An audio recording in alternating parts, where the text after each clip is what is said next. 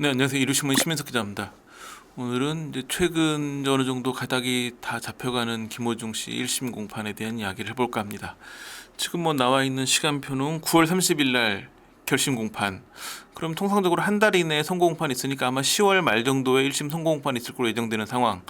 한 두 달 정도 지나면 이제 1심 선고 내용을 알 수 있는 상황이 되겠죠. 1심 선고는 사실 유무죄를 다투는 내용은 관심사가 아닌 게 되었어요. 왜냐하면 두 번째 공판에서 김호중 측 변호인단이 검찰의 공소 사실을 모두 인정한다고 했기 때문에 유죄는 이미 확정이 된 거나 마찬가지예요. 이렇게 뭐 검찰에서 공소를 제기하고 피고인이 공소 사실을 인정했는데 법원에서 무죄가 나올 일은 없겠죠. 그러니까 첫 공판에서 우선 변호인단이 김호중을 제외한 나머지 피고에 대해서 모두 공소 사실 인정을 했고, 그리고 두 번째 공판에서 김호중도 인정을 했어요. 그렇기 때문에 뭐 증인을 부른다거나 그러니까 양측이 뭔가 그 공소 사실을 두고 사실이냐 아니냐 두고 법정 공방을 벌일 일은 없어진 거죠. 그러니까 바로 결심 공판이 잡힌 건데, 결심 공판이라고 하는 건 뭐냐면 검찰 구형, 피고인 측 최후 진술, 그다음에 이제 그 선고 공판 기일 확정, 이게 이루어지는 게 결심 공판인데 9월 30일에는 그것 외에도 한 가지가 더 하게 됐어요. 왜냐하면 이날 결심 공판이자 보석 청구를 받아들일지 말지에 대한 심리도 진행이 되거든요. 왜냐하면 8월 19일 날 두 번째 공판이 끝난 다음에 이틀 지난 21일 김호중 측에서 보석을 신청했거든요. 그렇기 때문에 보석을 받아주지 말지도 9월 30일 날 결정이 되는 그런 상황이에요. 사실은 제가 아는 연예 관계자들은 아니 굳이 이 상황에서 보석 신청을 할 이유가 있느냐라는 반응도 꽤 있어요. 왜냐하면 뭐 9월 30일이면 한 달 정도 지나면 선고가 나올 텐데 그 전에 보석 신청을 해가지고, 왜냐하면 보석 신청을 해가지고 한 달에 빨리 나오면 보석이 받아들여지면 좋기는 한데, 연예인 입장에서는 또 하나 중요한 게 여론인데, 두 번째 공판에서 모든 공소 사실 인정을 하고 그 다음에 그 합의한 사실도 밝히면서 합의서도 제출했어요.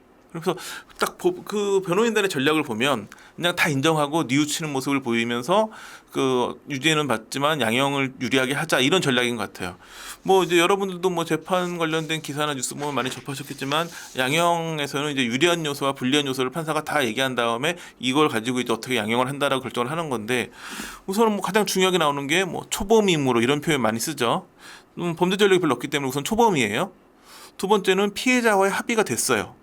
더 유리한 부분은 합의만 된 게 아니라 피해자 측에서 자발적으로 탄원서를 제출했어요. 그리고 공소사실을 모두 인정했어요. 그 판사들 많이 하는 불리한 양형 요소가 뭐 뉘우치지 않고 있으면 뭐 죄를 인정하지 않고 뭐, 그런데 그러니까 굉장히 재판부에 대해서 이 변호인단의 전략은 양형 요소를 유리하게 하는, 그러니까 유무죄를 다툴 수 없다면 유죄를 차라리 인정하고 최대한 양형 요소를 좋게 받겠다, 이런 전략인 것 같은데, 그 바로 이틀 뒤에 보석을 청구하면서 대중들이 보기에는 아니 이틀 전에만 해도 다 인정한다고 해놓고 보석을 청구하는 건 좀 이상한 거 아니야, 이런 게 있을 수 있고, 또 하나는 한 열흘 전쯤인 8월 21일 날 재판부에서 구속기간을 갱신했거든요. 그러니까 재판부에서 이미 더 구속돼가지고 재판을 받아야 될 필요성이 있다고 해가지고 구속기간을 갱신한 상황에서 열흘 정도 지난 상황에서 보석 청구를 하면 법원이 이걸 받아줄 것이냐, 이렇게 보이기도 해요. 그렇기 때문에 굳이 할 필요가 있냐라고 보여지긴 하지만, 이거는 연예 관계자들의 시각이고 법조계의 시각은 완전히 달라요. 이게 요즘에 가장 유행하는 로펌의 트렌디한 전략이다. 왜 보석 청구가 전략일까요?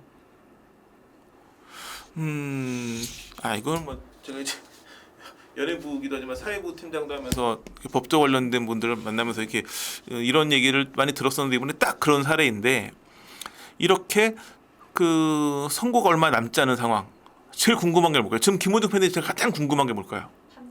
판결은 뭐 유무죄는 이미 뭐 궁금한 사안은 아니고, 어떤 양형이 나올 것이냐, 쉽게 말해서 징역형이 나올 것이냐 아니면 징역형은 면할 수 있을 것이냐, 이게 관심사예요.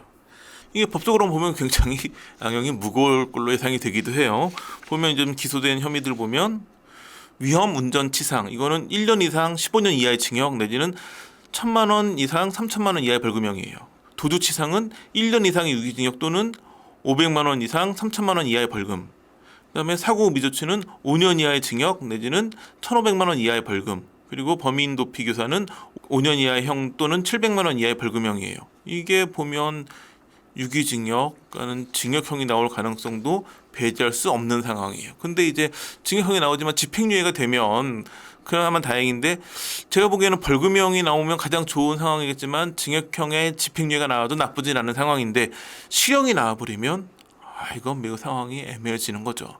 그렇기 때문에 김부정 팬분들도 지금 이제 10월 말로 예정되는 선고공판에서 과연 어떤 징역형이 나올 것이냐 말 것이냐에 대한 걱정이 가장 큰 상황인데 이런 상황에서 보석 청구를 하는 게 뭐냐면 왜 전략이냐? 선고를 한 달에 앞둔 상황에서 보석 청구를 하는 게 재판부의 심중을 미리 알 수 있는 전략이라는 거예요. 예를 들어 재판부에서 이거는 실형, 그러니까 징역형이 나와야 되는데 싶은 경우에는 보석 청구를 어지간해서 인용해 주지 않는다는 거죠. 근데 벌금형이나 집행유예의 경우에는 보석 청구를 하면 그냥 보석을 받아주는 경우도 많다는 거예요. 그렇기 때문에 보석 청구를 한 거에서 보석이 인용이 되면 1심 선고 내용이 최소한 실형은 아니겠구나, 벌금형이나 집행유예겠구나라고 예상할 수 있고, 만약에 보석 청구가 받아들여지지 않으면 안타깝게도 실형이 나올 위험성이 매우 커지는 거죠. 그렇기 때문에 10월 말로 예정되어 있는 선고공판을 보지 않아도 9월 30일로 예정되어 있는 보석 청구에 대한 심리에서 보석을 받아주느냐 말아주느냐가 한 달 뒤인 10월 달 선고공판의 내용을 미리 가늠해 볼 수 있는 그런 내용이 되기 때문에 김원희 재판뿐만 아니라 그래 형사재판에서는 이런 전략을 많이 쓴대요. 로펌에서 가장 유행하는 전략 중에 하나래요. 그렇게 해서라도 판사의 마음을 알 수 있는 방법이 없기 때문에 그런 전략을 쓰고 있는 건데, 그렇기 때문에 이번에 김원희 측에서 무리하게 보석을 청구한 이유는 이렇게 재판부의 마음을 미리 좀 알고자 하는 이런 절박함에서 나온 전략이라고 볼 수 있겠죠. 그래서 보석 청구가 어떻게 되느냐를 보면 얼추 1심 선고 내용을 예상할 수 있는 사안인데, 물론 그렇다고 이건 이제 심증을 미리 어떻게 좀 파악해 보려고 하는 거지 상황이 달라질 수 있죠. 보석 청구에는 인용했는데 1심에서 실형이 나올 수도 있고, 반대의 경우 보석 청구가 받아들여지지 않아가지고 낙심했는데 실제 1심에서 집행유예나 벌금형이 나올 가능성도 있기는 해요. 그러니까 뒤집히는 경우도 있긴 하기 때문에 정확한 건 아니지만 그래도 그만큼이라도 어느 정도 떠보기 위한 그런 전략이겠죠. 제가 보기에 가장 안 좋은 부분은 보석 청구를 하는 이유는 대부분의 경우가 건강이 좋지 않을 때, 내지는 재판이 너무 장기화돼가지고 구속기간이 길어질 때 신청한 법원에서 받아들여지는데, 김호중 씨는 아마 발목 문제 등을 비롯한 건강 문제로 보석을 청구하는 것 같아요. 보석을 청구했는데 제가 가장 최악의 시나리오, 보석 청구가 받아들여져요. 1심에서 징역형이 나와요. 이게 최악의 상황인 거죠.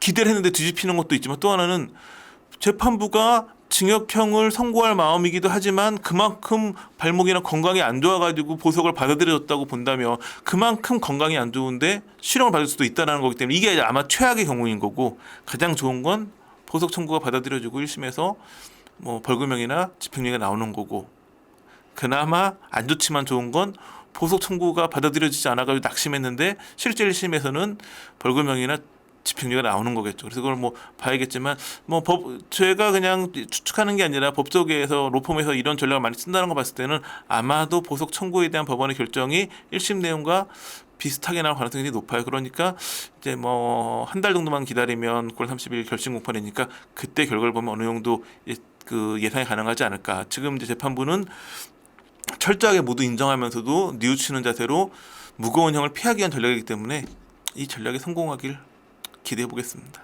자, 오늘 준비한 소식 여기까지입니다. 감사합니다.